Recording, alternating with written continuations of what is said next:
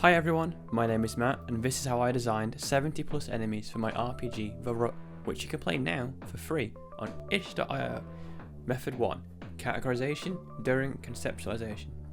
So first of all I had to conceptualize the enemies. To do this I decided on 4 categories of enemies: clutter, filth, pest and disrepair.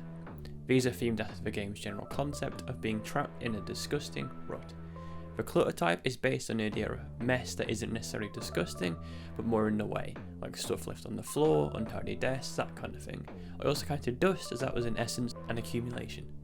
The filth type is based around disgusting things that are unhygienic, like stains and spillages and rot. The pest type is based on animals and other things that may break into a home to try and eat leftovers or make a nest.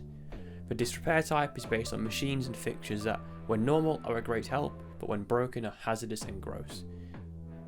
By having these 4 types defined, I was able to use each type as a theme to make enemies visually and conceptually distinct. I further subcategorized the enemy definitions by location. There are 3 levels in the lounge, the kitchen and the utilities. I settled on 4 categories: monsters that would appear across all maps, and monsters that would appear exclusively in specific maps. With the types of monsters and environments of monsters as categories, this allowed me to think of unique monster ideas. For example, when trying to think of a disrepair type for the lounge, I thought of screen nasty, a broken monitor or TV, like you would find in a bedroom or a living room. To contrast this, when thinking of a disrepair type for utilities level, I thought of plumb burst, a broken sink that is flooding the place, like you could find in the bathroom.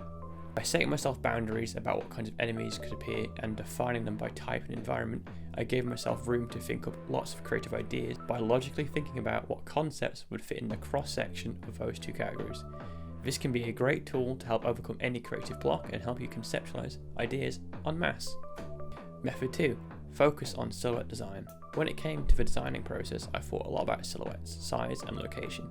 You can see that the monsters can be further broken down into small, medium and large sizes, but can also be categorized by their proximity to the floor, with them either dangling from the ceiling, hovering in center frame, or being grounded.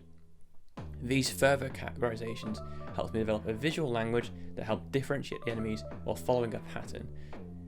Odds are you will encounter a mix of small, large, grounded and ungrounded mobs during your playthrough, which is much more memorable than encountering mobs purely of the same stature and position. Expanding on the idea of silhouettes, there's a general rule of thumb in character design that you should be able to tell apart characters from silhouette alone. With this in mind, I actively worked to reiterate on designs that could be interpreted as similar, such as adding a mountain of spewing washing to forgotten washing and fire and pans to unstoppable, as they were both square designs. This philosophy helped me keep designs fresh and visually distinct from each other, which helped foster a variety of designs and also meant any designs that had similar concepts, like the oven and washing machine both being fundamentally square, could have their unique elements emphasised, which lets you make more monsters out of similar concepts. Method 3. Thinking about function. The final way I designed 70 plus enemies was to think of their stats, moves and function first. I didn't create all the monsters first and then the game. Once I had some enemy ideas, I started making in the game, and as it took shape, I would periodically ask myself what was missing. For example, did I need a tanky enemy or a speedy enemy in a certain level? The easy to see examples are Meltaries and Necromantis. I realised I needed a way to revive allies in the game. I settled on the idea of an alarm clock, as your allies weren't dead, only resting, and the clock would wake them up. I decided to make an enemy that would pretty consistently drop these clocks as an item, and ended up making Meltaries, a pile of exploded batteries, the logic being these are old batteries from the alarm clock. However, it did not make sense for an alarm clock enemy to appear in the kitchen level, so I made another enemy, Necromantis.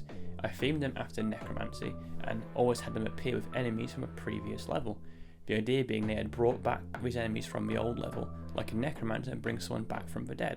So in the kitchen level, Necromantis appears with Meltaries, allowing the player to find alarm clocks. This was a way I let the game's mechanical needs fuel my ideas for enemies. And that's it. I hope these 3 pieces of insight can help you when you're designing monsters or anything for your game.